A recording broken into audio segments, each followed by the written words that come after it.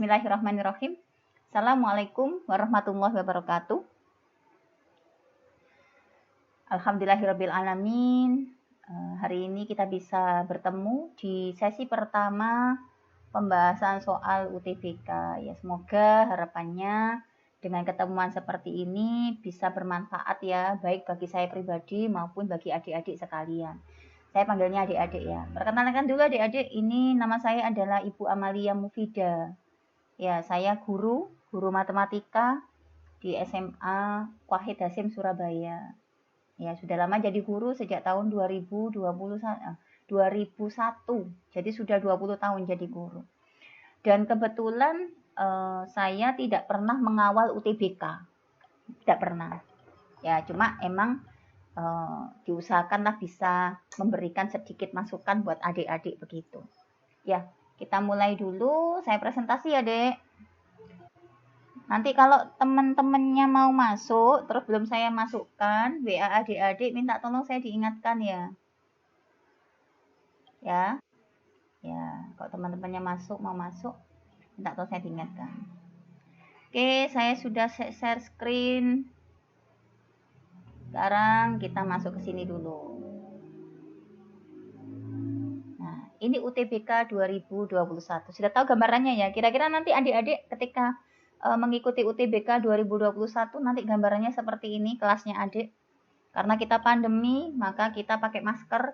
Ya, insya Allah UTBK itu akan dilaksanakan pada bulan puasa, April ya 2021. Oke, berarti tinggal kira-kira 2,5 bulan lagi. Oke.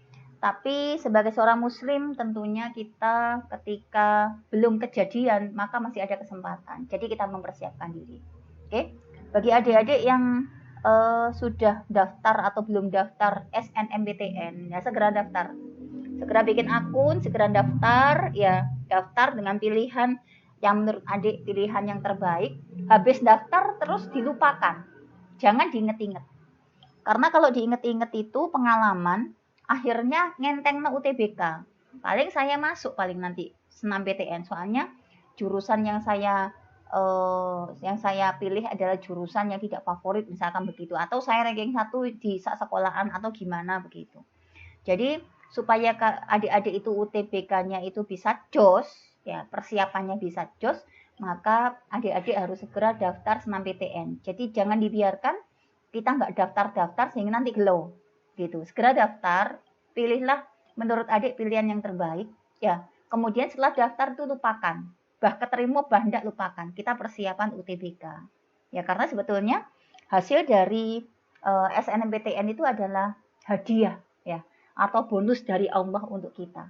Tidak bisa dikatakan anak yang pintar pasti masuk, belum tentu. Ya, anak yang ini yang kaya bisa masuk juga belum tentu. Oke, itu untuk SNMPTN. Jadi kita fokusnya ke UTBK. Berbicara tentang UTBK, adik-adik, UTBK itu sebetulnya kalau kita lihat, kita harus melihat jangan hasilnya. Nah, seringkali dikatakan bahwasanya UTBK itu susah. Susah, soalnya susah. Ya, belum harus belajar, belum masuknya susah begitu. Kalau dari awal kita sudah berbicara susah, akhirnya tidak ada motivasi. Ya, minimal motivasinya itu berkurang di kita.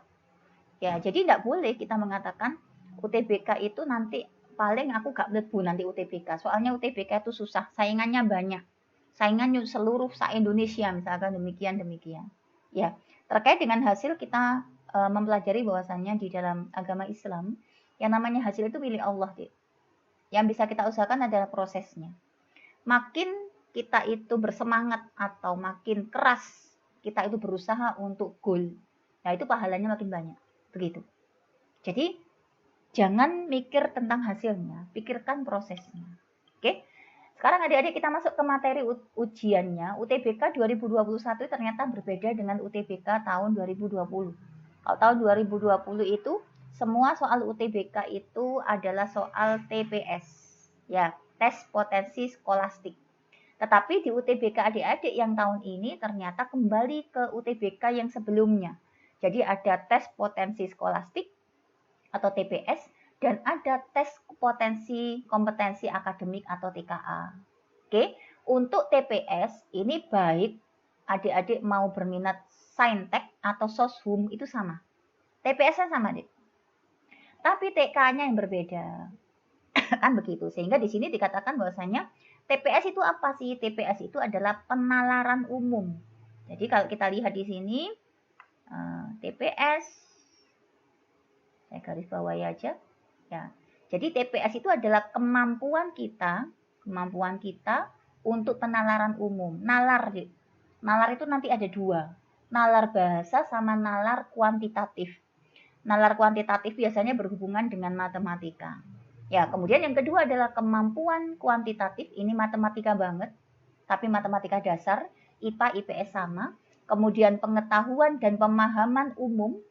Ya, kemudian kemampuan dan memahami bacaan dan menulis termasuk bahasa Indonesia dan bahasa Inggris. Itu begitu. Itu untuk TPS. Kalau untuk TKA, untuk saintek ya, adik-adik kalau terkait dengan TKA karena dia terkait dengan saintek, maka untuk saintek mata pelajaran dalam matematika yang sudah dipelajari selama 3 tahun di SMA, fisika, kimia, dan biologi. Agama enggak keluar deh. Ya, bahasa Jawa enggak keluar. Ya, yang keluar cuma 4 ini saja. Ini untuk TKA. Untuk soshum, kalau adik-adik memilih soshum, maka TKA-nya adalah geografi, sejarah, sosiologi, dan ekonomi. Begitu. Jadi, ini. Cuma adik-adik yang perlu adik-adik ingat bahwasanya UTBK itu tidak pernah proporsional. Ya, jumlah TPS dan TKA itu enggak sama. Ini jadwalnya masih ingat ya? Registrasi akun LTMPT itu 7 Februari sampai 12 Maret. Ini khusus untuk SBMPTN ya. Kemudian daftarnya itu 15 Maret. Ya, 15 Maret sampai 1 April. Kemudian pelaksananya 2 gelombang, gelombang 1 dan gelombang 2. Tapi adik nanti tergantung nanti dapat gelombang berapa. Dapat gelombang 1 apa dapat gelombang 2. Kemudian pengumumannya tanggal 14 Juni 2021 jam 15. Ini jadwalnya. Nah, terkait dengan UTBK adik-adik harus tahu. Soal-soal UTBK itu ada TPS, ada TKA. Ini proporsinya nggak sama. Kalau TPS itu tahun 2019, ya kalau kemarin kan tahun 2020 itu kan semuanya TPS deh. Kalau tahun 2019 itu seingat saya TPS itu jumlahnya adalah 60% dari semua soal. TKA-nya adalah 40%. Nah, tahun ini kemungkinan secara prediksi TPS-nya itu 60 sampai 70%. TKA-nya 30 sampai 40%. Nah, apa artinya? Adik lancar di TPS, bisa di TPS, maka adik insya Allah TKA-nya nggak berat. Jadi ketika mengerjakan TKA-nya nggak berat karena cuma 30%. 30% itu 1/3 dari semua soal. Ya, jadi adik unggul di TPS itu sudah merupakan senjata yang luar biasa untuk berharap bisa masuk di dalam PTN yang kita idam-idamkan begitu. Ya tinggal ngejar TKA-nya. Ya ternyata tapi TKA meskipun 30% ini ternyata dia juga isinya matematika, fisika, kimia, biologi kan banyak sekali. Ya, tapi pelajaran kita pada umumnya untuk TKA. Tapi untuk TPS itu pelajarannya adalah nalar. Artinya dia tidak butuh pemikiran yang rumit untuk TPS. Gak butuh rumus-rumus yang sangat-sangat kompleks enggak untuk TPS. Jadi rumusnya itu adalah adik itu nalar, kemudian pengetahuan umum itu di sini semua. Jadi kalau TPS itu meliputi kita yang ada yang namanya bahasa Indonesia, ya bacaan begitu, ada bahasa Inggris, ada matematika, kemudian ada yang namanya analisis atau bahasa panda, ada bahasa panda. Bahasa panda itu seperti apa? Ya nanti adik akan lihat di soal-soalnya. Bahasanya bahasa panda, Adik. Ya insya Allah begini. Ini untuk TPS-nya. Jadi kalau menurut saya, sejauh saya dulu pernah ikut, kalau dulu namanya UMPTN ya dia, ujian masuk perguruan tinggi negeri itu, Sejauh saya ikut UMPTN itu, untuk kemampuan dasar ini kita goal, insya Allah kita bisa masuk. Jadi adik harus menguasai ini. Nah, tapi ternyata kalau kita lihat, ini semua itu ternyata juga nggak mudah. Kita bisa lihat. Isinya apa saja TPS itu? Yang pertama adalah penalaran umum. Ya, isinya satu, kesesuaian pernyataan. Ini terkait dengan bahasa Indonesia ataupun bahasa Inggris ada ini. Harus memahami isi tabel, kemudian kita harus menyesuaikan dengan konteks jawabannya. Kemudian menyimpulkan secara logis. Ya, misalkan Ani adalah seorang muslim. Seorang muslim harus makanan-makanan yang halal, maka kesimpulannya adalah adik harus tahu itu. Ya, ini juga terkait dengan bahasa Indonesia. Kemudian penalaran analitik, analisa. Jadi kita menjawab soal berdasarkan data. Data-data yang sudah disediakan di soal itu. Nah, ini adalah bentuk penalaran umum untuk TPS. Kemudian yang kedua, ada yang namanya pengetahuan kuantitatif. Ya, ini nanti yang akan kita bahas. Ya, baik TPS maupun TKA. Untuk yang lain adik belajar sendiri. Kalau adik-adik butuh soal, nanti akan saya carikan soal-soalnya. Sangat banyak sekali soal-soal yang sekiranya bisa menjadikan kita sumber belajar untuk UTBK. Ya, apakah soal itu valid? Naskah soal asli, wallahu a'lam, saya juga nggak tahu itu naskah asli atau enggak. Tapi insya Allah Allah itu akan menghargai usaha kita dan hasil itu tidak akan mengkhianati usaha, kan begitu. Jadi yang kedua ini nanti kita bahas pengetahuan kuantitatif, ada bentuknya pilihan ganda, ada pertanyaan tapi informasinya pilihannya 1, 2, 3, 4. Misalkan 1, 2, 3 benar. Ya, 1, 3 benar, 2, 4 benar, atau 4 saja benar, itu kayak gitu loh, Dik. Ya, atau pertanyaannya dengan 2 informasi. Kita harus menganalisis ada 2 informasi yang diberikan, kita ketika informasi yang diberikan itu cukup nggak untuk menjawab pertanyaan, itu begitu. Nanti kita akan belajar di situ. Kemudian membandingkan 2 nilai. Biasanya bentuknya misalkan kesebangunan, ya, atau bentuknya misalkan antar variabel X dengan variabel Y, begitu. Ini nanti kita utak-utak di sini. Untuk yang lain, mohon maaf banget saya nggak menguasai. Oke, next lanjut. Nah, yang ketiga, pengetahuan dan pemahaman umum. Ya, pengetahuan dan pemahaman umum. Apa ini? Ya, ini adalah soal-soal bahasa Inggris dan bahasa Indonesia. Jadi adik nanti untuk soal bahasa Inggris itu kita dimintai untuk memahami inti bacaan. Nah, inti bacaan ini akan melatih kita untuk baca cepat. Istilahnya kalau bahasa sekarang itu coding. Aduh, harus bisa mengkode. Baca cepat ya, supaya kita tahu inti dari bacaan itu apa. Kalau saran saya, untuk soal bahasa Inggris dan bahasa Indonesia yang berupa bacaan, adik lihat dari soalnya dulu. Pertanyaannya apa? Baru dicari di bacaan. Kalau kita baca dulu, biasanya kita baca dulu kan asal baca ya, tidak sampai mendalami benar. Tapi kalau kita langsung ke pertanyaan, kita akan langsung melihat jawabannya itu ada di mana.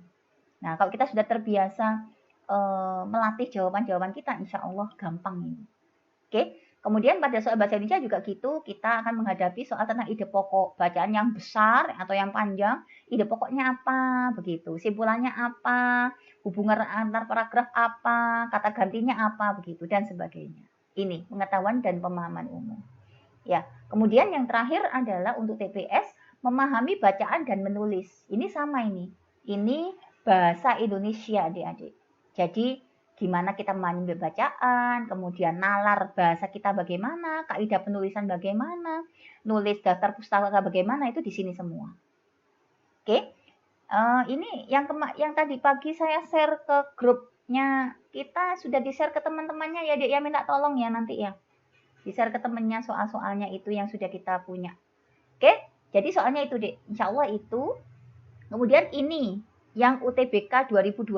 Kita belajar dari sini dulu ya, Dek, ya. 2020 itu tahun kemarin. UTBK-nya isinya cuma TPS tok. Nah, kita bisa lihat. Ada 5 sub tes. 1, 2, 3, 4, 5. Matematika di sini.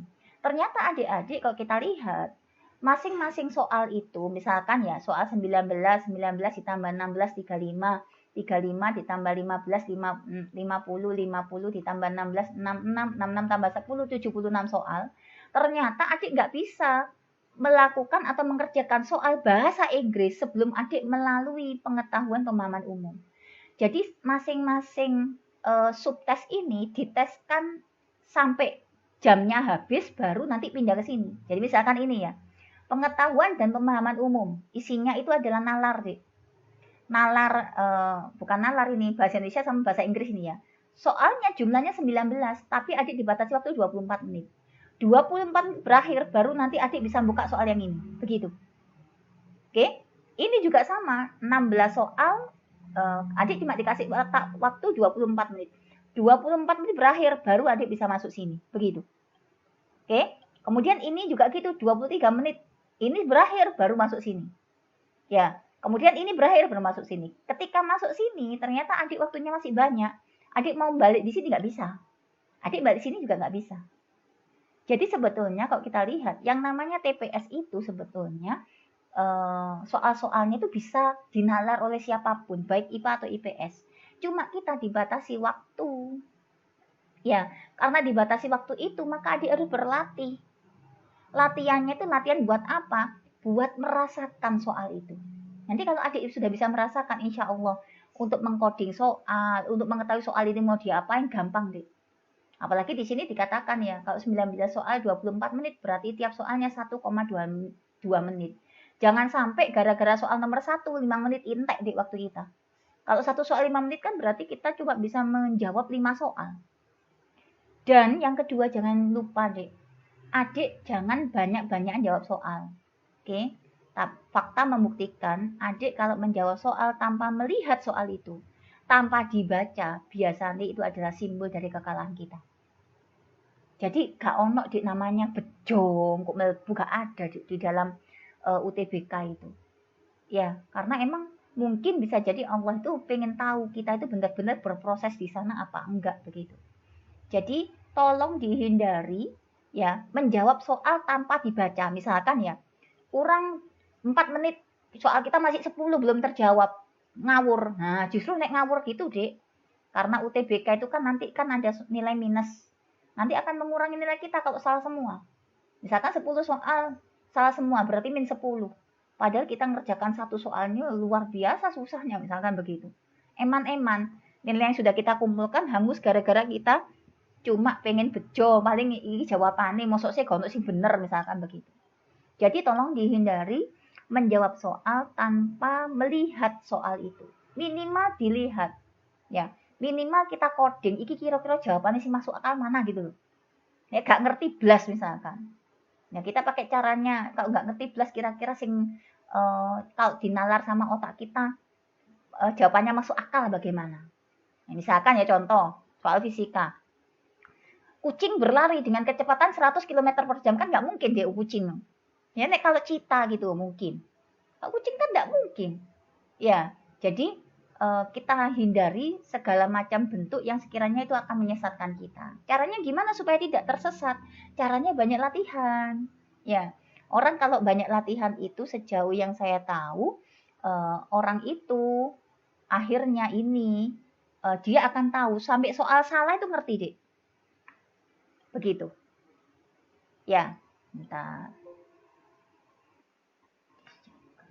Nah, sudah ya dek?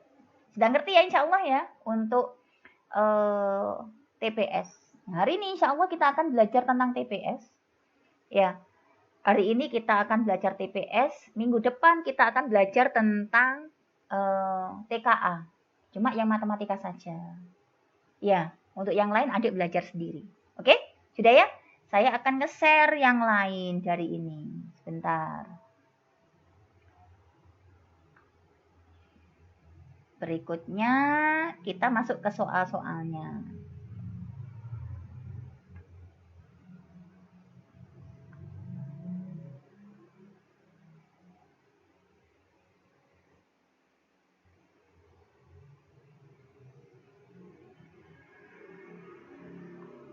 Nah ini.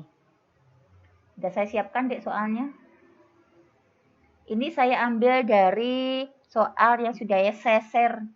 Ya, kepada yang ngajak adik. Adik yang ngajak siapa? Kalau adik yang ngajak Dik Novi, berarti nanti minta share-sharean soalnya dari Dek Rofi. Kalau ini mengajak Dek Hayati, ya nanti adik minta soalnya ke Dek Hayati, gitu ya. Oke, kita langsung saja masuk ke soal-soalnya. Ini saya ambil dari internet ya, Dek ya. Banyak sekali soalnya. Cuma saya ambilnya cuma soal-soal yang kuantitatif saja. Kita mulai ya. Nanti kalau misalkan nggak ngerti, tanya ya, Dek. Ini dimulai dari nomor 13. Perhatikan persamaan di bawah ini. Kita punya persamaan 2 persamaan. Persamaan 1 adalah Y sama dengan 5. Persamaan nomor 2 adalah 2X plus Z sama dengan 7. Kita masih ingat ya, Dek. Kalau misalkan ada 2 persamaan, maka dia akan bisa menjawab dengan 2 variabel. Ya, ternyata kok kita lihat ini variabelnya kan X, Y, sama Z. Ya, jadi gimana caranya kita bisa menggunakan persamaan nomor 1 ini kepada persamaan nomor 2? Gak nyambung, adik. Ini Y, ini X sama Z. Kalau adik-adik saya tanya, berapakah X-nya? Kan nggak tahu. Berapakah Z-nya? Kan nggak tahu. Ya, sehingga kalau ada 3 variabel bebas X, Y, Z, maka minimal kita harus punya 3 persamaan. Ya, kalau 2 persamaan gini, ya misalkan variabelnya 2, misalkan 2X ditambah Y, misalkan begini. 2X ditambah Y sama dengan 7. Yang persamaan 1, Y sama dengan 5. Ini baru bisa diselesaikan, Dek. Y-nya masukkan sini, selesai. X-nya ketemu. Ya, sehingga untuk soal nomor 13 ini, maka jawabannya itu adalah cuma pernyataan 1 saja yang bisa menjawab pertanyaan. Y sama dengan 5, ya sudah, Y-nya 5. Karena ini pernyataannya seperti ini, maka nggak mungkin saya jawab Y-nya 7, Y-nya 8, nggak mungkin. Karena ini sudah diketahui Y sama dengan 5. Pasti valid Y sama dengan 5. Untuk X sama Z-nya tidak bisa. Ini butuh persamaan ketiga harusnya. Sehingga nomor 13 seperti ini, maka yang valid cuma pernyataan yang 1. Oke, sehingga yang kita harus menjawab apa? Yang menjawab jawabannya adalah A. Pernyataan 1 saja cukup untuk menjawab pertanyaan. Tetapi pernyataan nomor 2 saja tidak cukup. Oke, bisa ya? Bisa. Nomor B apa salahnya? B pernyataan 2 saja cukup. Tidak cukup 2 saja. Dia 2 variabel cuma 1 persamaan. Tidak cukup. Harus ada persamaan 3 yang memuat X sama Z. Oke, yang B salah. Yang C, 2 pernyataan bersama-sama cukup untuk menjawab pertanyaan. Belum cukup. Variabelnya ada 3. Pernyataannya cuma 2. Jadi enggak cukup. Yang D, pernyataan 1 saja cukup untuk menjawab pertanyaan. Dan pernyataan 2 saja cukup. Ya kok doa ini? Ya, 1 dan 2 sama-sama cukup. Padahal kita lihat 2-nya enggak cukup untuk menjawab pertanyaan. Yang E, pernyataan 1 dan 2 tidak cukup untuk menjawab pertanyaan. Ini juga salah. Pernyataan 1 kan cukup. Ya, cukup jelas gitu maksudnya. Oke, ini adalah bentuk soal penalaran kuantitatif, Dek. Jadi modelnya kayak gini nih. Jadi kita harus sering latihan. Dengan sering latihan itu akhirnya kita gampang. Ojo 1 menit ya, Dek ya. Adik bisa menjawab 5 detik bisa. Dengan melihat pertanyaannya. Karena sering latihan. Oke, nomor 13 selesai. Lanjut nomor 14. Lalu bagaimana ini? Coba kita lihat. Ini ada sebuah garis ya. 3 garis. Garis ini dan garis ini. Oke, kita punya garis yang menyilang ini. Nah, sekarang kita lihat pernyataannya. Y sama dengan 70. Mana Y? Ini kan Y. Ini 70, deh. Sesuai dengan nalar matematika kita. Kalau Y 70, pasti X juga 70. Ya enggak? Kenapa kok 70 derajat? Karena dia saling bertolak belakang. Ya, kalau Y-nya 70, pasti yang di sini juga 70, deh. Pasti yang di sini juga 70. Oke? Jadi, ini pasti 70, deh. Lah, kalau itu 70 sesuai dengan mata pelajaran kita matematika kelas 10 atau kelas 1 SMP, ya kelas 7, kita punya yang namanya ini, itu sudutnya pasti 180. Kita akan tahu Z. Z-nya berapa kok di sini 70? 180 dikurangi 70, berarti ini Z-nya 110. Hanya berbekal jawaban nomor 1 saja. Kita sudah bisa tahu, bisa menjawab X, Y, Z. Berarti nomor 2 gak perlu. Gitu loh. Oke, Sehingga untuk jawaban nomor 14 ini, apa jawabannya? Coba kita lihat konteksnya. Pernyataan satu saja cukup untuk menjawab pertanyaan, tetapi pernyataan dua saja tidak cukup. Satu saja cukup. Coba dibayangkan, kalau misalkan satu nggak ada, cuma dua doang. Ya, akhirnya kita kan nggak tahu X-nya berapa, Y-nya berapa, kan nggak tahu. Ya, dua ini baru terjawab ketika pernyataan nomor satu terjawab. Gitu loh. Sehingga apa jawabannya? Jawabannya adalah yang A. Oke, yang B tidak cukup. Dua kan tidak cukup. X sama dengan Y tok. Oke, yang C juga tidak cukup. Dua pernyataan bersama-sama cukup. Tidak ini kekakean. Ya, misalkan yang ditanya, Dek, alamat rumahnya mana? Alamat rumahnya misalkan Jalan Sidotopo, misalkan gitu. Tapi tidak adik ngomong itu loh, Sidotopo, gang berapa lewat ini. Kemudian kalau naik Sepur nanti turnya di sini, kalau naik Bemo turnya di sini, nggak perlu gitu loh. Terlalu banyak dengan adanya pernyataan yang kedua ini. Karena dengan hanya tahu yang ini saja, kita sudah bisa menjawab X, Y, dan Z. Begitu. Oke, berarti jawabannya ini adalah A. Ya tadi saya dikoreksi ya, Dek ya. Ini sudah saya usahakan semaksimal mungkin bisa menjawab ini. Nomor 15. Manakah di bawah ini yang memiliki lebih besar sama dengan 6 sisi? Lebih besar sama dengan itu kan begini, Dek. 6 sisi. Apa artinya? Sisinya boleh 6 atau lebih. Ya, ini artinya sisinya 6 atau lebih. Sisinya 6 atau lebih. Tidak boleh kurang. Ya, kalau kubus sisinya berapa? Kita tanya yuk. Kubus itu sisinya yang tegak 4, yang tidur 2. Ya, berarti sisinya kubus adalah 6. 5 segitiga. 5 segitiga bentuknya seperti apa? Kita punya segitiga, punya 5. Berarti gini, Dek. Nah, gini. Nah, ini 5 segitiga. Ya, seperti kerucut tapi bentuknya segitiga. Alasnya segitiga, kemudian sisi yang tegak 3. Berarti ini punya 4 sisi. Berarti bukan ya? Bukan. Tabung sisinya berapa, Dek? Tabung, ada sisinya enggak? Enggak ada sisinya, dia satu sisi selimut itu. Ya, selimut dia sisinya itu. Ya, gimana caranya melihat sisinya tabung? Bukan ini. Jadi dia nggak punya sisi, juga bukan. Prisma segitiga. Apa bedanya prisma sama limas? Kalau prisma itu atap sama alasnya sama, Dek. Kalau limas enggak. Limas segi 4 berarti begini. 5 segi 4, alasnya segi 4, atasnya begini. Nah, gini ini 5 segi 4. Oke, berarti 5 segi 4 kita lihat sisinya yang tegak ada 4, alasnya 1. Berarti ini cuma 5. Berarti bukan ya? Sekarang prisma segitiga. Prisma segitiga itu atap sama alasnya sama. Oke, sehingga bentuknya seperti ini. Nah, ini segitiga. Berapa ini sisinya? Sisinya untuk yang tegak ada 3, tidur sama atap sama alas ada 2. Berarti 3 ditambah 2 sisinya 5. Juga bukan. Berarti ini prisma segi 4. Prisma segi 4 itu bentuknya bisa kayak kubus, Dek. Jadi dia segi 4, alas sama atasnya. Kemudian ini sisi tegaknya. Ya, sisi tegaknya ada 4, alas sama atasnya ada 2. Berarti 6 sisi. Ini 6 sisi. Karena di sini 6 boleh, maka ini jawabannya. Ini. Oke, lanjut. 16. Saya punya barisan bilangan 1, 3, 5, 7, X, 13, 17.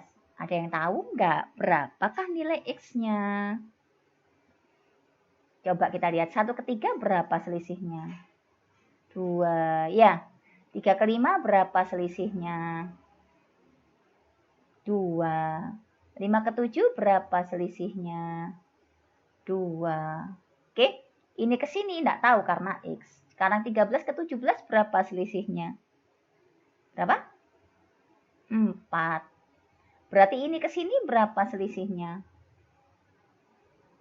Berapa, Dek? Selisihnya 4. Ya, supaya ini sama adil, ini 3, ini juga harus 3. Berarti ini ke sini juga selisihnya juga 4. Oh, sorry. 2 ya, Dek ya. Sebentar. Ya 4, ini 2 ya. Ini kalau selisihnya 4 nggak cukup ini. Oke, selisihnya 2. Ya, sehingga 13 dikurangi 4 berapa ya? 9. Kemungkinan 9. 7 ditambah 2, 9. Bisa. Kalau di sini kita jadikan 4, nggak cukup ini, Dek. Antara 7 sampai 13 itu bilangannya cuma 6 selisihnya. Nggak cukup. Oke? Berarti ini plus 2, plus 2, plus 2, ini plus 2, yang ini plus 4, plus 4. Ini barisan aritmatika. Cuma aritmatikanya berbeda. Ini aritmatika pertama, ini aritmatika kedua. Barisan aritmatika itu kan adalah barisan yang bedanya sama. Jadi yang memungkinkan jawaban untuk X adalah 9. Oke? Nah ini kita bisa. Nek gak ngerti ya opo kalau gini itu. Dilihat aja. 13, 17 sebelum 13, 12 gak mungkin 12 dicoret. Gak mungkin gitu loh. Caranya gitu. Ya. 7 ke 10. 7 ke 10 itu 3. Padahal ini selisihnya 22, di sini langsung 4. Ya, 3-nya melu sopo, gak mungkin dicoret gitu. Oke? Jadi kemungkinan-kemungkinan seperti apa, dan ini akan kita akan merasakan yang mungkin apa ketika kita banyak latihan. Oke? Bisa ya? Next, lanjut. Kalau kecepatan bilang ya, Dek. 17.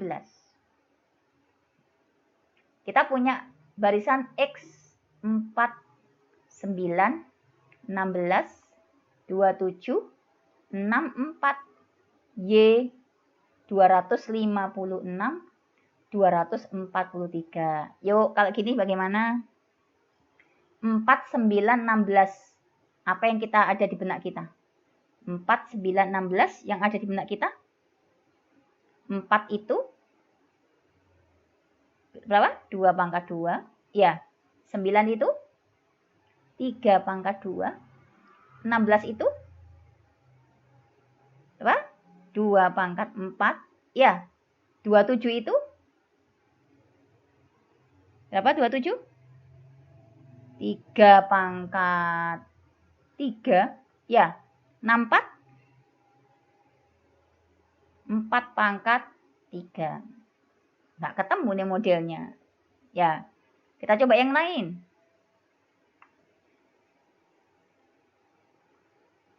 Kita coba yang lain. Apa yang bisa kita dapatkan dari sini kira-kira? Bilangan besarnya itu adalah kira-kira 3 dengan 4. Ya, bisa 3 dengan 4, bisa 3 dengan 2. 3 yang ini. Ini 3 pangkat 2. Mana 3 lagi ini?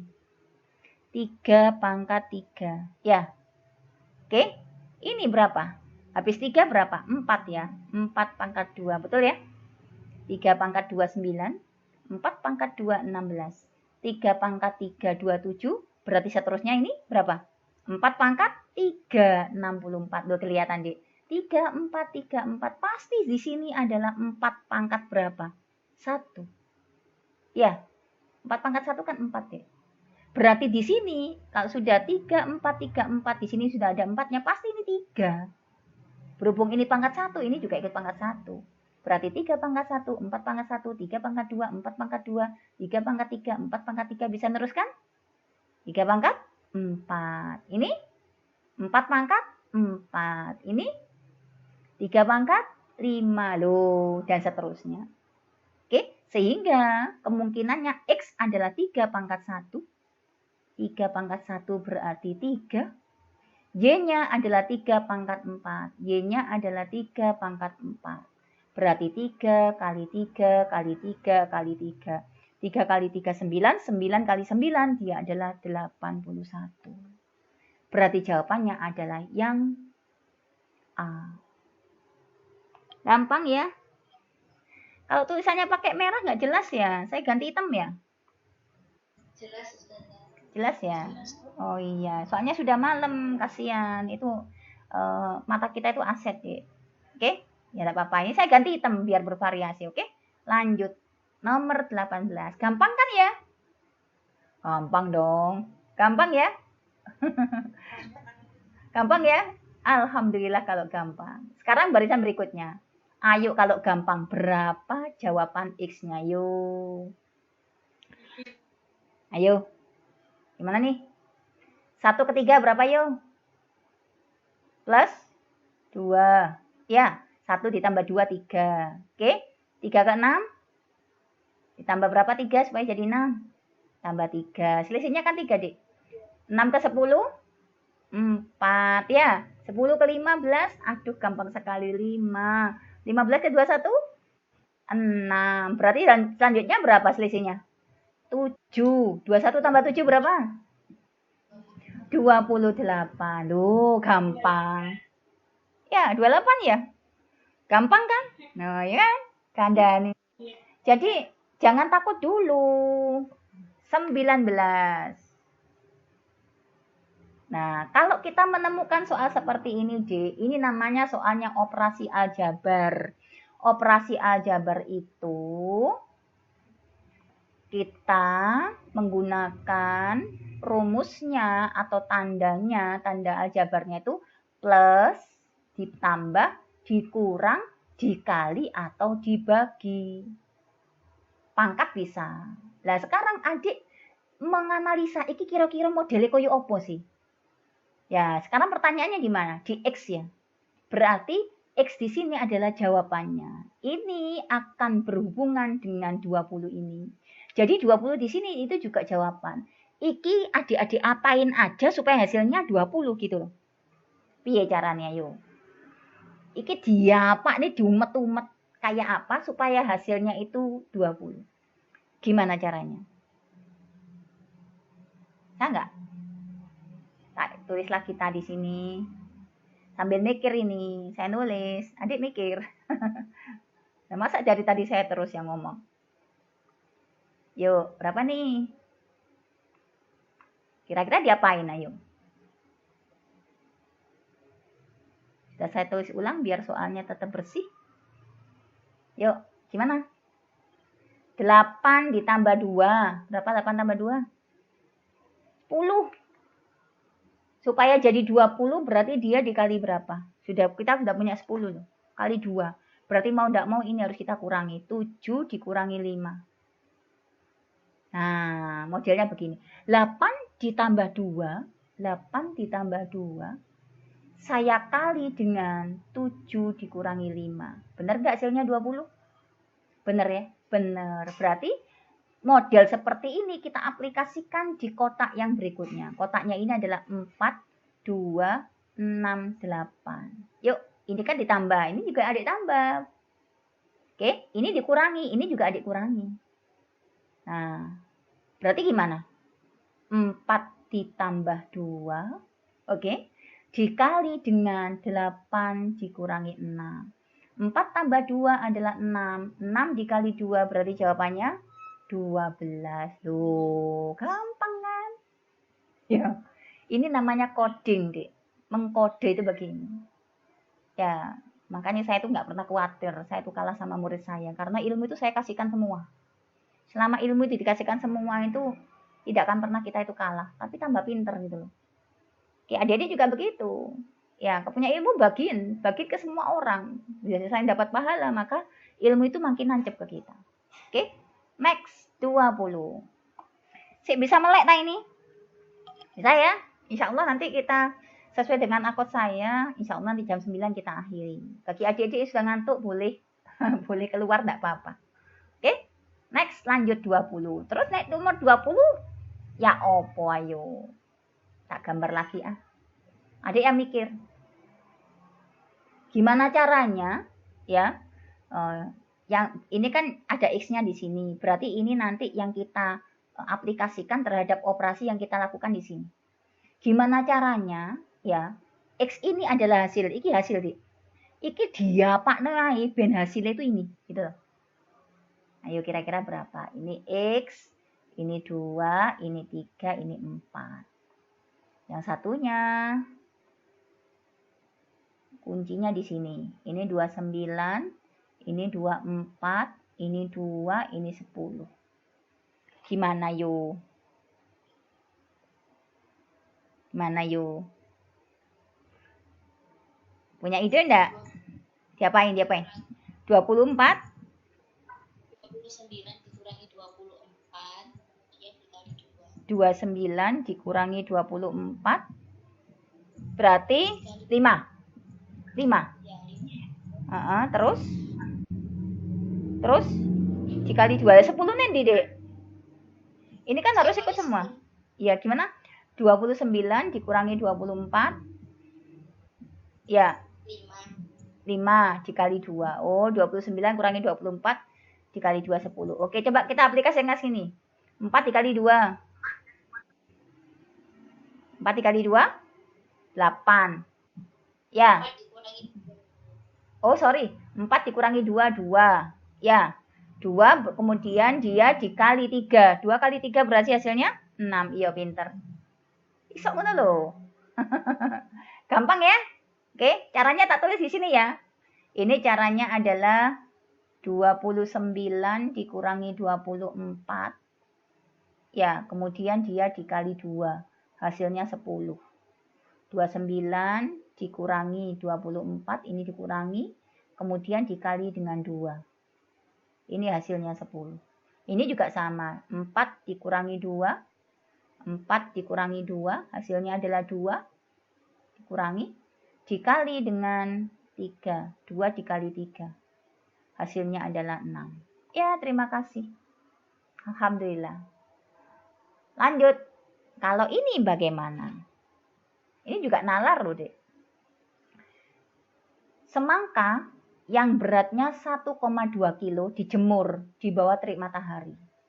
Jika setelah 1 jam beratnya menjadi 0,9 kilo dan berat bagian semangka yang bukan air sebesar 0,2 kilo, berapa persen kandungan air yang hilang dari total air pada semangka? Pertamanya semangkanya itu, ini tadi kan soal-soalnya penalaran ya, Dek ya. Ini nalarin. Penalaran kuantitatif. Ini nalar semua. Kemudian mulai nomor 1 ini kita masuk ke pengetahuan kuantitatif. Ini pengetahuan, Dek. Jadi matematika dasarnya itu di sini. Oke. Semangka beratnya 1,2 kilo. Pertamanya 1,2 kilo. Nah, gitu ya. Kemudian kita jemur. Ini dijemur. Ternyata beratnya tinggal 0,9 kilo. Sing hilang berapa ya? Sing hilang berapa? Dari sini ke sini. Yang menguap berapa? 0,3. Ini yang menguap, Dek. Yang menguap itu pasti air ya. Ini kan air ya. Ini pasti air. Dia menguap. Ternyata 0,9 kilo ini berat bagian semangka yang bukan air 0,2. Jadi 0,9 kilo ini ada 2 bagian. Satu bukan air, maksudnya daging buahnya. Satunya air. Ternyata daging buahnya itu 0,2 kilo. Padahal jumlah aslinya 0,9 kilo. Berarti airnya berapa? 0,7. Nah, sehingga kalau kita berbicara ini kan yang ditanya berapakah persen kandungan air yang hilang. Berarti air total sebelum hilang berapa? Yang menguap ditambah dengan yang ini. Ya, saya tulis berarti 0,3 kilo ditambah dengan 0,7 kilo. Ini airnya tok, Dik. Berarti semangka itu airnya tok adalah 1 kilo. Kan begitu. Air total.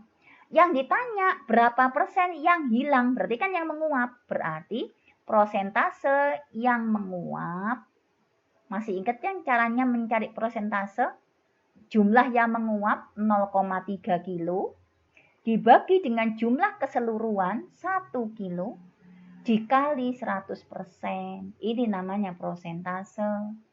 Ya, sesuatu dibagi 1 enggak hilang ya dia ya. Kilonya habis, ini tetap dari 0,3 kali 100% berarti 30%. Jawabannya adalah yang C. Gampang ya? Gampang. Lanjut. Buat apa semangka kok dicari airnya? Loh, semangka itu dari airnya, Dek. Makin banyak airnya, maka semangka itu makin berkualitas, asalkan nggak busuk. Ya, kalau adik sakit panas itu makan aja semangka banyak-banyak 1 gelundung gitu. Insya Allah panasnya berakhir itu. Karena semangkanya itu mengandung banyak air dan airnya itu mendinginkan suhu badan kita begitu. Oke? Nomor 2, lanjut. Ngerti ya tadi ya nomor 1 ya? Nomor 2. Pak kasir, seorang tukang kayu, dapat memotong 1 balok kayu dalam waktu 6 menit. Setiap hari ia bekerja selama 8 jam, termasuk 60 menit istirahat. Oke. Jika suatu ketika ia mendapat pesanan 500 balok kayu, berapa hari waktu minimal yang ia perlukan? Yuk. Apa ini? Dapat memotong 1 balok kayu 6 menit. satu balok itu butuh 6 menit. Gitu ya. Nah, kalau dia punya 500 balok berarti berapa menit, Dek? Berarti 500 dikali 6. Ya, atau kalau kita misalkan nggak mau pakai ini boleh. Diurut aja soalnya. Kita urut aja soalnya. Saya hapus dulu. Nah, kita urut aja. Setiap hari ia bekerja selama 8 jam, termasuk 60 menit istirahat. Berarti bekerjanya berapa jam kalau dikurangi istirahat? 8 jam dikurangi 60 menit. 60 menit itu kan 1 jam, Dek. Sehingga bekerjanya itu cuma 7 jam. Oke, 7 jam itu berapa menit? 7 jam itu dikali 60 menit. Ya, berapa 7 jam dikali 60 menit? Dibagi 420 menit. Ternyata Pak kasir ini dapat memotong satu balok kayu itu 6 menit. Berarti saya bagi 6. Ya, supaya tahu berapa dia bisa memotong balok kayu. Ya, jadi waktu yang dia punya 420 menit ini, saya bagi 6 untuk mendapatkan hasil satu balok kayu. 42 dibagi 6 berarti 70 balok. Berarti setiap hari Pak kasir ini bisa memotong 70 balok. Oke, sekarang kita diminta 500 balok. Nah, 500 balok itu 70 balok dikali berapa hari, Dek? 7 hari ya. 7 kali 7 kan 49 ya. Ya, 7 kali 8 bisa nggak? Lebih. Ya, 7 kali 7 itu kan 49. 490. Ya, 490 balok yang bisa dipotong selama 7 hari. Padahal pesanannya berapa, Dek? 500. Berarti kalau dia punya waktu 7 hari kan nggak mungkin, lebih. Adik lebih nih 1 hari. Meskipun nanti pesanannya cuma ketambahan 10, jadinya 500. Berarti berapa hari yang dibutuhkan oleh Pak Kasir untuk menyelesaikan pesanannya? 7 hari ditambah 1 hari sisanya ini. Berapa? 8 hari. Nah ini IPA IPS sama loh. Gampang kan? Gampang. Lanjut nomor berikutnya. Pekerja A dapat mengecat sebuah dinding dalam waktu 4 jam. A, ini 4 jam. Oke, pekerja B dapat mengecat dinding yang sama dalam waktu 3 jam. B, itu mengecat dinding yang luasnya sama, itu 3 jam. Oke, jika dinding tersebut dikerjakan pekerja A dan B bersama-sama, berapa lama waktu yang mereka perlukan untuk menyelesaikan pekerjaan? Ya. Pekerjaan ini kan berarti dia berbanding terbalik ya. Makin banyak orang, maka dia makin cepat pekerjaan dilakukan. Berarti kalau ini misalkan dia dilakukan 4 jam, maka 1 jamnya itu dia dapat berapa dinding, Dek? 1/4. Ya. Kalau 1 dinding itu 4 jam, berarti kalau 1 jam kan 1/4 dinding, Dek. Kalau ini 1 jamnya dapat berapa si B ini? Berapa? 1/3. Ya, si A 1 jam itu bisa mengecat 1/4 dinding, 1/4 bagian dinding. Si B 1 jam itu dapat mengecat 1/3 dinding. Oke, kemudian kalau misalkan dinding tersebut, dinding kan cuma 1 ya, Dek ya. Dindingnya kan cuma 1.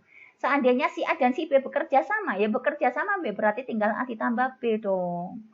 Berarti 1/4 ditambah 1/3. Berapa ini? 3 kali 1, 3. Ditambah 4 kali 1, 4. Dibagi 4 kali 3, 12. Berarti 7/12. Oke? Jadi, si A dan si B itu bisa mengecat dinding 7 sebanyak 12 jam. Maksudnya 7/12 begitu. Berarti jawabannya apa? Ini jawabannya ini. Ini soal SMP kan ya?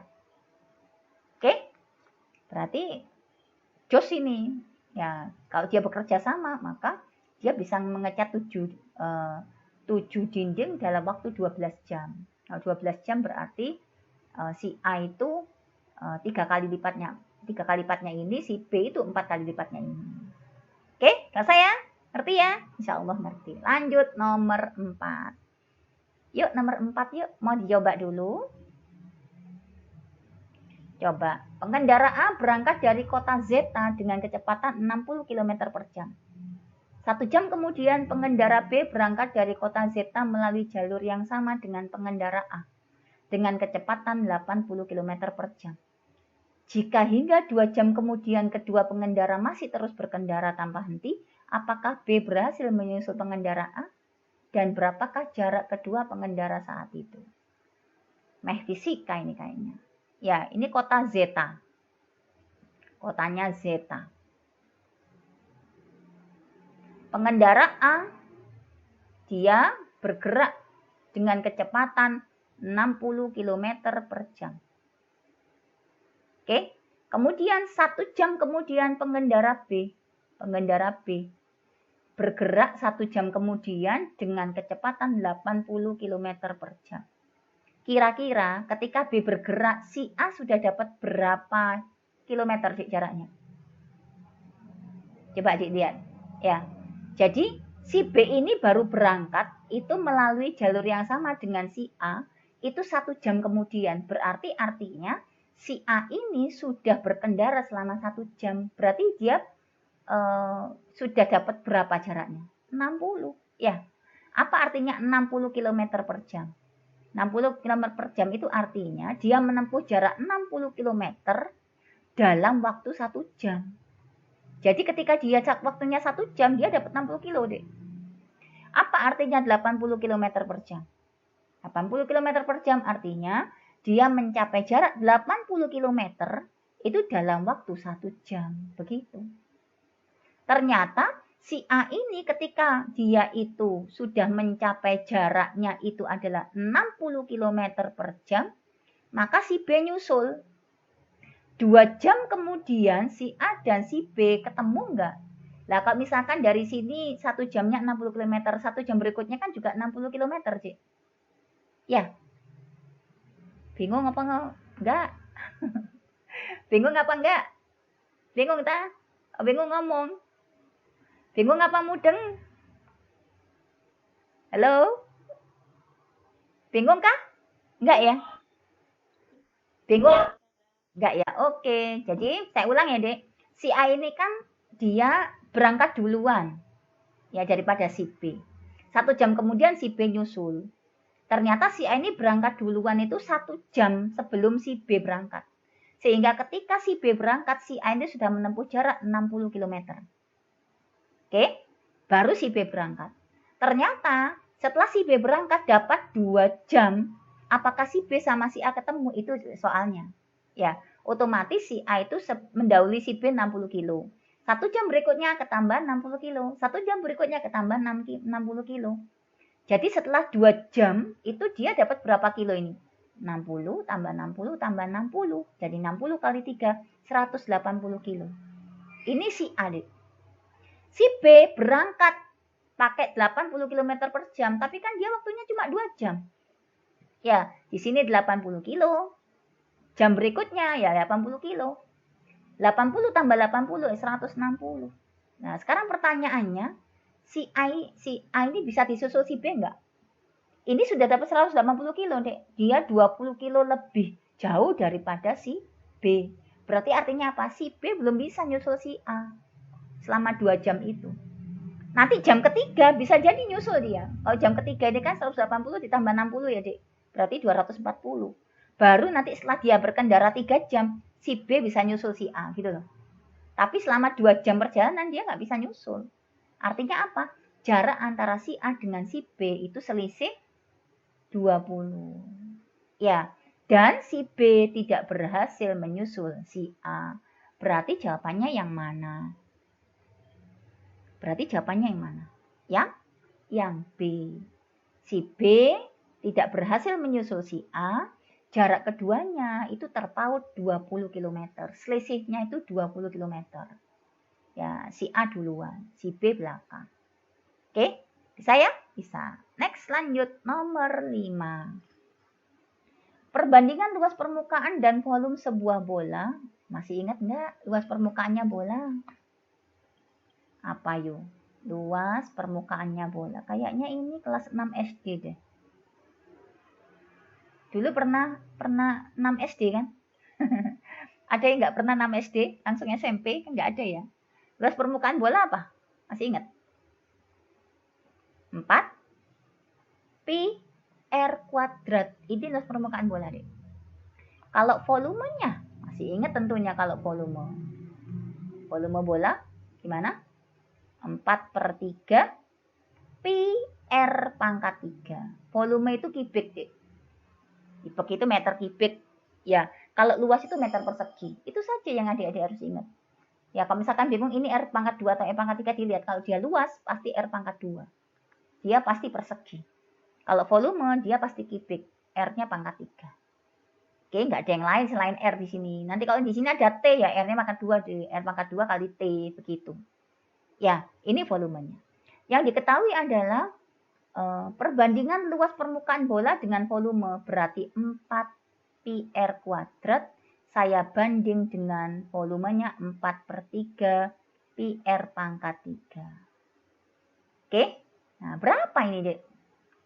4-nya hilang. Oke, P-nya hilang. R pangkat 2-nya juga hilang. Ini R-nya pangkat 2-nya hilang. Berarti tinggal R doang. Ya, berarti ini menjadi 1. Yang atas kan hilang semua. Yang bawah 1/3 R. Oke, 3-nya dilempar ke atas. Menjadi dia 3/R. Ini adalah perbandingan antara luas permukaan bola dengan volume bola. Paham ya? Yang ditanya sekarang ternyata luas permukaan bola ini luasnya adalah A. Ini A, Dek. Ini adalah A. Ya, saya kotai ya. 3/R ini adalah A. Sekarang ternyata jari-jarinya menyusut. Apa yang menyusut? Berkurang. Menyusut itu berkurang. Berkurang 20%. Berarti jari-jarinya berkurang 1/5-nya. Jadi kalau jari-jari itu berkurang 1/5-nya, menjadi berapa? 4/5. Bisa ya? R di sini kan 5/5, Dek. 5/5 dikurangi 1/5, berarti 4/5. Jari-jarinya menjadi 4/5. Sehingga rumus ini menjadi, satu di sini, 4 pi R-nya diganti. R-nya diganti, atau langsung dari sini aja enggak apa-apa ya. Kan sudah sama ya.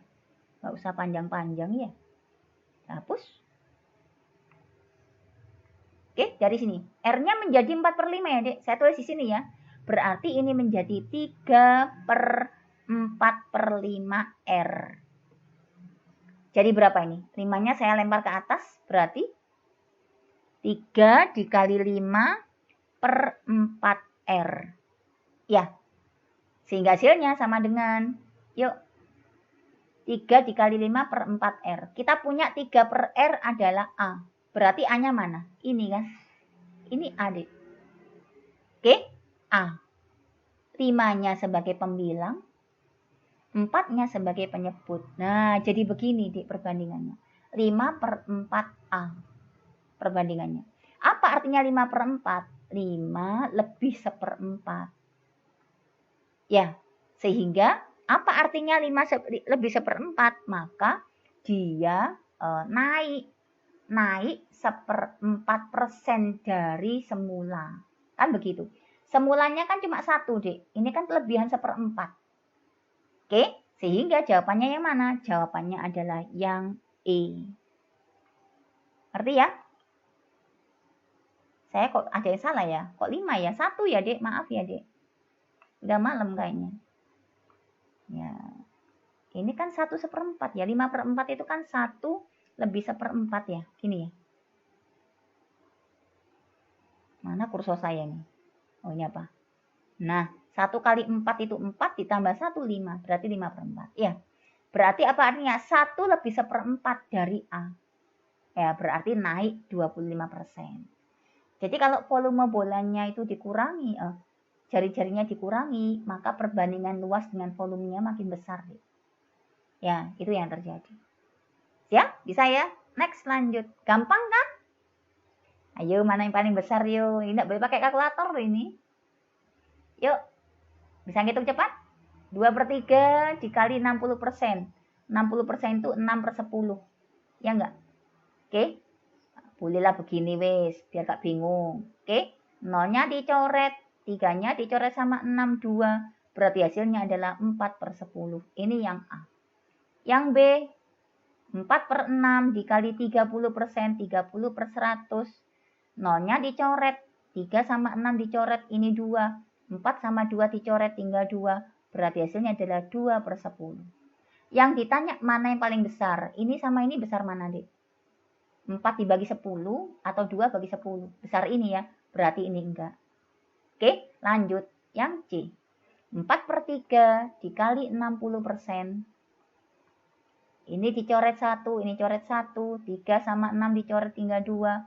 Oke, 2 sama 10 dicoret, tinggal 5. Ya, berarti hasilnya adalah 4 per 5. Kalau 4 per 5 kan nggak bisa dibandingkan dengan ini. Jadikan 10 lagi. Kalau saya jadikan 10 penyebutnya, maka yang atas saya kalikan 2. Berarti 8. Ya, 8 per 10. 4 per 10 sama 8 per 10 besar mana? Besar 8 per 10. Berarti yang A salah. Yang A dicoret. Oke, lanjut yang D. 2 per 3 dikali 30%. 0-nya dicoret 1, 3-nya dicoret, hasilnya adalah 2 per 10. 2 per 10 sama 8 per 10, ya besar ini pasti salah. Yang E yang terakhir, 1/3 dikali 90% per 100. 0-nya dicoret, 9 sama 3 dicoret, tinggal 3, berarti hasilnya adalah 3 per 10. 3 per 10 sama 8 per 10, ya kalah. Berarti jawabannya ini. Mana jawabannya? C. Oke? Ya, lanjut berikutnya. Nomor 7. Yuk, mana yang paling besar? 0,2 itu 2 per 10 ya. Dikali 1/3. 2 per 10 dicoret berarti 5. Berarti ini 1 per 15. Oke, yang ini yuk. 0,4 berarti 4 per 10. Dikali dengan 2 per 4. Ini dicoret sama ini 2, ini 5. Ya, 2 dengan 2 hilang sama 4 hilang. Berarti hasilnya 1 per 5. 1 per 5 jadikan 1/15 jadi berapa, Dik? Dikali 3 ya. 5 dikali 3, 15. Atas juga dikali 3 adalah 3. 1/5 sama 3 per 15 besar mana? Besar 3 per 15. Berarti ini bukan. Oke, lanjut yang C. 0,12 berarti 12 per 100 dikali 1/3. Oke, 12 dibagi 4 itu 3. 100 dibagi 4, 25. 3 sama 25 dicoret berarti 1 per 25. Oke, ini dibandingkan dengan ini besar mana? Belum bisa bandingkan. Ya, bisa bandingkan, kalau bisa dibandingkan tidak apa-apa. Ini dibagi saja, Dek. Ini kita bagi dengan 5. Ya, kalau yang bawah kita bagi 5, hasilnya adalah 3. Yang atas kita bagi, ini keliru saya. Yang bawah kita bagi 3.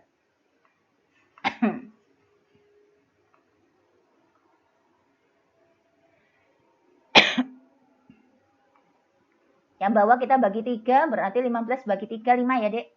Yang atas kita bagi 3 berarti 1. 1 per 5. Ini saya bagi 5. Yang bawah saya bagi 5 itu 5. Yang atas saya bagi 5 berarti 1 per 5. Nah, ini kan sama penyebutnya. 5 sama 5. 1/5 sama 1 besar mana ya? 1/5 sama 1 besar mana? Ya, besar 1. Berarti ini salah. Kan begitu. Lanjut yang D. 6 per 10 dikali setengah. Hasilnya adalah ini dicoret sama ini tinggal 3, ini 5. Ya, berarti 3 per 10. Kita bandingkan sama apa ini? Sama ini ya. Ini 3 per 10, ini 1/5. Kalau ini saya jadikan 1/10, berarti kan 2. 2 per 10 sama 3 per 10 besar mana? Besar ini salah. Loh, hilang, Dek. Yang terakhir yang E.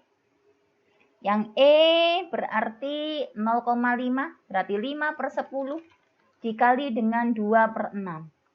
Oke, kita bagi ini adalah 1 per 2. Kita bagi ini adalah 1 per 3. Hasilnya adalah 1 per 6. Nah, sekarang tinggal bandingkan 1/6 sama ini besar mana? Ya, 3 per 10 sama 1/6. Nah, besar mana? Samakan penyebutnya dulu kalau mau membandingkan itu. 10 sama 6 berarti 60 ya, Dek. Ambil gampangnya saya, 30 saya bisa. Saya ambil gampangnya 60. 60 bagi 10 itu adalah 6. 6 kali 3 adalah 18. Oke. 60 bagi 6 itu adalah 10. 10 kali 1, 10. Besar mana 18 dengan 10? Besar ini. Nah, kan gini. Siapa 18 per 10 tadi? Ya 3 per 10 ini tadi. Berarti ini jawabannya. Ini enggak. Berarti jawabannya yang D. Oke. Ya, bisa ya? Ini sudah jam 8 lebih 53. Sesuai akad ya, Dek. Kita tambah satu soal lagi. Jam 9 kita akhiri. Nomor 8. Iki seneng paling adik-adik ini. Ini namanya kan baru belajar ini kayaknya, kelas 12. Ya, Andi ingin membuat kata sandi untuk berangkasnya yang terdiri dari 4 digit angka. Kata sandinya 4 digit. Nah, gini. Jadi 4 tempat, Dek. Ya, 4 tempat. Andi memiliki suatu kondisi untuk sandi berangkasnya, yaitu setiap digitnya bukan merupakan bilangan prima ganjil. Ayo, bilangan prima ganjil apa aja yuk? Prima tapi ganjil. Bilangan prima itu bilangan yang dimulai dari angka 2. 1 bukan prima, Dek. Ya, jadi kalau bilangan prima itu 2, 3, 5, 7, 11, dan seterusnya. Ya, berhubung kita itu punya 4 tempat, berarti ini antara 0 sampai 9, ini nggak mungkin. 11 kan 2 tempat, Dik, nanti 1 sama 1 di sini, ya kan? Berarti 2, 3, 5, 7. Yang bilangan prima ganjil dari ini mana? 2 enggak, berarti cuma 3, 5, 7. Berarti si Andi ini tidak mau kalau kodenya itu ada bilangan 3, ada bilangan 5, ada bilangan 7. Terkait dengan bilangan satuan kita punya angka 0, 1, 2, 3, 4, 5, 6, 7, 8, 9. Ada 10 angka, Dek. Tapi si Andi ini nggak mau 3, 5, 7. Berarti 3 kita hilangkan. 3, 5, 7. Berarti tinggal berapa digit peluangnya bisa masuk sini. Berarti 10 angka dikurangi 3. Berarti cuma dapat 7 pilihan. Oke, yang namanya digit untuk password itu kan 0 kan boleh di depan, Dek. Jadi 0 nggak apa-apa di depan. Ya, berarti angka 0, 1, 2, 4, 6, 8, 9 ini bisa masuk sini. Bisa 0, bisa 1, bisa 2, bisa 4, bisa 6, bisa 8, bisa 9. Berarti ada berapa cara masuk sini? Ya 7 cara ini tadi, masuk 7. Ya, tetapi kita bisa lihat. Si Andi ini pengen sandinya itu berbeda. Apa artinya? Nggak ada angka yang sama. Dari 7 angka itu tadi yang sudah kita punya, 1 sudah masuk sini kan nggak mungkin dipakai lagi. 1 angka sudah masuk di sini, berarti pilihan kita tinggal 6 angka. 6. 1 angka sudah masuk sini, 1 angka sudah masuk sini, berarti pilihan kita tinggal 5. Oke? 1 sudah masuk sini, 1 sudah masuk sini, 1 sudah masuk sini, tinggal 4. Lah ini sudah pilihannya, berarti banyaknya cara, macamnya ada berapa? Macamnya ada 7, dikali 6, dikali 5, dikali 4. Oke, 7 dikali 6 itu adalah 42, 5 dikali 4 itu adalah 20, 42 dikali 2 adalah 84, berarti 840 cara. Loh, selesai kan? Jawabannya adalah yang C. Oke, ini masih nomor 8, loh masih ada 9, 10, dan seterusnya. Oke, jadi harapan saya adik-adik kan sudah dapat soalnya, dilatih di rumah ya. Jadi harapan saya nanti kalau ketemu minggu depan lagi, 2 minggu lagi, ya terkait dengan ini TPA, maka kita tidak lama-lama membahas tentang ini. Oke? Nggak bisa escape gimana ini? Sebentar ya.